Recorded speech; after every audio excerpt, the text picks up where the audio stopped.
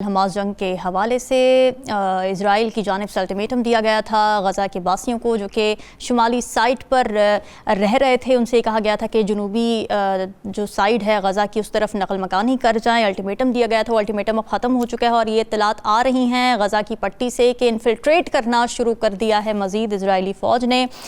इसी हवाले से ये भी इत्तलात आ रही हैं कि इस जंग के असरात आलमी मईशत पर भी पड़ने का ख़तरा पैदा हो चुका है। आलमी मार्केट में तेल की कीमतों में गुज़िश्ता रोज़ 5% का इजाफा देखा गया था। सोने की कीमत 2.5% तक बढ़ गई थी और अगर ये तनाज़ा ऐसे ही जारी रहा तो आलमी मईशत और आलमी अमन पर इसके गहरे असरात पड़ सकते हैं। नज़मुल साकिब साहब, जो इजरायली फ़ौज के तर्जुमान की एक स्टेटमेंट है वो बड़ी मैं कह सकती हूँ कि तशवीशनाक भी है और दिल सहम जाता है देख के। उन्होंने कहा है कि जी इस जंग का इख्तिताम ये होगा कि हम हमास और इसकी अस्करी सलाहियत को ख़त्म कर देंगे और सूरत हाल को बुनियादी तौर पर इस तरह बदल कर रख देंगे कि हमास दोबारा कभी भी इजरायली शहरियों या फ़ौजियों को नुकसान पहुँचाने के काबिल नहीं रहेगा। इस स्टेटमेंट को आप कैसे रीड कर रहे हैं? मेरे ख्याल में ये एक सियासी किस्म का बयान है, इसका हकीकत से इतना को ताल्लुक नहीं है और मैं बताता हूँ कैसे।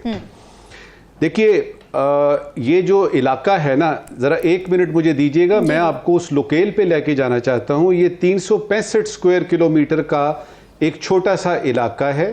दुनिया में सबसे ज़्यादा जो डेंसिटी वाले लोग, यानी वो है ना आपकी पॉपुलेशन, वो इसमें मौजूद है। नंबर 2 ये है कि यहाँ पे जो यानी आपने इकोनॉमिक्स की बात की, जो अनएम्प्लॉयमेंट का रेट है वो दुनिया में टॉप मोस्ट पे है।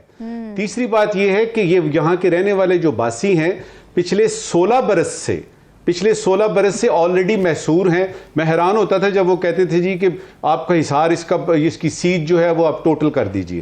फिर ये बात कर रहा हूं मैं 7 अक्टूबर से पहले की।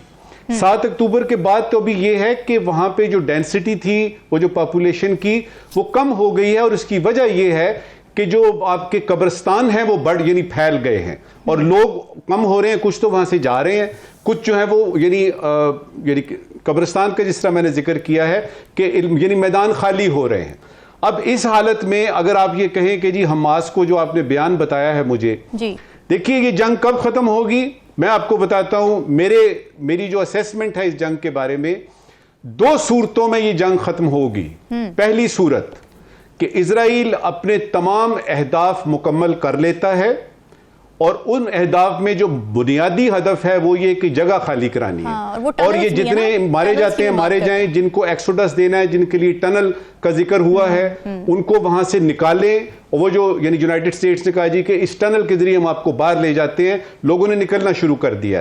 पहला ये कि इजराइल अपने हदफ पूरे कर लेता है। दूसरा ये कि कोई मोजज़ा हो जाता है, कोई अबाबीलें आ जाती हैं अपने यानी चोंचों में कंकर लेके, तो आपका जो हमास है, इधर से हिजबुल्लाह लबनान से आता है, उधर से ईरान की हमें कुछ बात पता चल रही है, ईरान और सऊदी अरेबिया आपस में बात कर रहे हैं।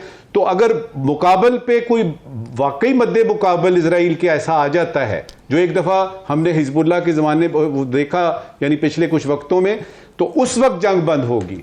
उस तरफ जो है यानी हज़ारों मील दूर जो है आपके जो यानी अमेरिका बहादुर हैं या जो यूरोपियन कंट्रीज हैं, उनकी तो सोच ही डिफरेंट है। वो तो ये देख ही नहीं रहे कि ह्यूमन राइट्स की बात कर रहे हैं आप, तो ह्यूमन ही मर रहे हैं और राइट्स की क्या बात कर रहे हैं आप, और फिर कागज पे कागज आपके आगे आ रहे हैं। तो मेरे ख्याल में ये जो जंग बंदी होगी, इन 2 में से एक सूरत हाल में होगी। जंग का फायदा किसको होगा? जो नजर आ रहा है, चूंकि अमेरिका ने ये जो बेड़ा भिजवा दिया या यानी यूके ने ये कहा जी कि हम आपको जेट भिजवा रहे हैं, और मटेरियल और मिलिट्री सपोर्ट जो है वो ऑलरेडी चल पड़ी है, कुछ पहुंच गई है, कुछ और पहुंचेगी। ये जंग जो है लग यही रहा है इस वक्त के इजराइल के हक में है, अनलेस के कोई ड्रामेटिक टर्न आता है, एक ऐसा ड्रामेटिक टर्न आता है जो कि किसी के हाथ में नहीं है। लेकिन जो कवाकिब हैं वो यही कह रहे हैं कि ये उस तरफ जाती हुई सूरत हाल नजर आ रही है। अमेरिका को क्या लगे इससे?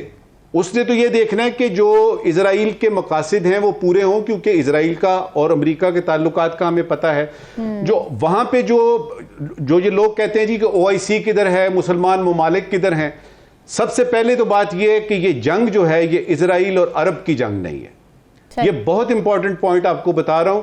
हम लोग कंफ्यूज करते हैं कि जी सऊदी अरेबिया क्या कर रहा है, ओमान क्या कर रहा है, कुवैत क्या कर रहा है, सीरिया क्या।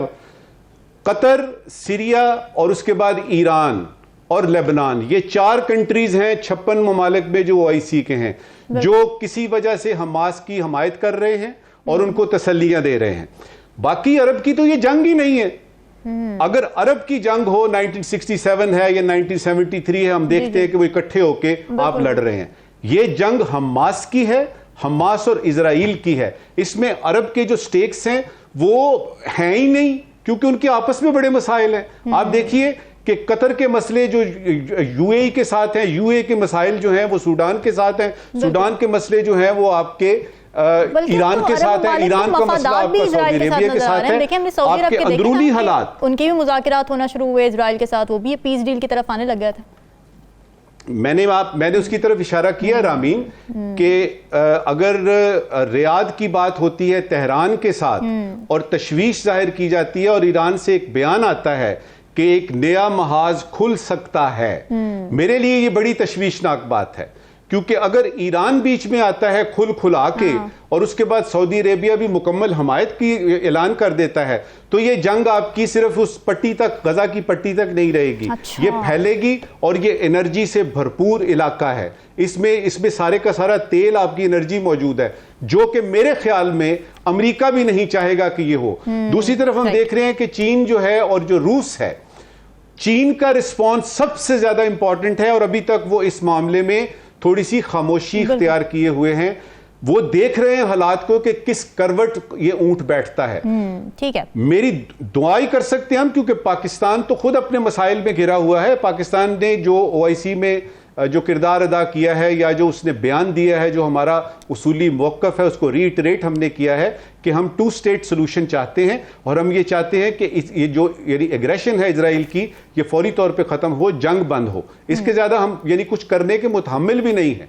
सवाल ये है कि दुनिया जो कि पावरफुल इस वक्त आपके हैं लोग, जिसमें आपका यूनाइटेड स्टेट्स ऑफ अमेरिका है, यूरोपियन यूनियन है, ये देख रहे हैं कि एक पूरी की पूरी पॉपुलेशन इनहाइलेट हो रही है। पूरी की पूरी पॉपुलेशन जो है उसको सफाई हस्ती से निस्तो नाबूद किया जा रहा है। ये क्यों चुप हैं? और यहां पे मुझे आता है मेरा वो जो आइडिया है, जो मैं अपने स्टूडेंट्स को भी बताता हूं कि यूनाइटेड स्टेट, ये जो नेशंस है, यूनाइटेड नेशंस, ये गरीब आदमी के लिए नहीं बनी। ये यूनाइटेड नेशन जो है ये मजलूम के लिए नहीं बनी, ये जालिम का साथ देने के लिए बनी है। और एक दफा फिर से यूनाइटेड नेशंस ने बताया है, अब वो एक इजलास इन्होंने किया, उस इजलास सिक्योरिटी काउंसिल का, बाहर निकलते हैं हमने कोई फैसला नहीं किया।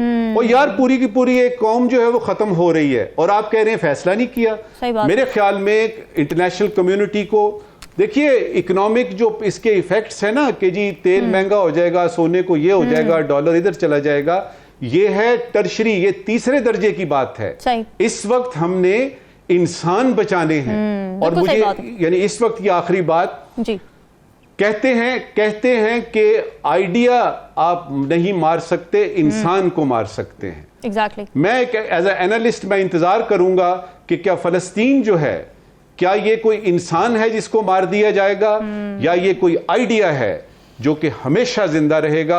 और कुछ दिनों, कुछ हफ्तों में इस बात का जवाब हमें मिल जाएगा। बड़ी अच्छी आपने बात की।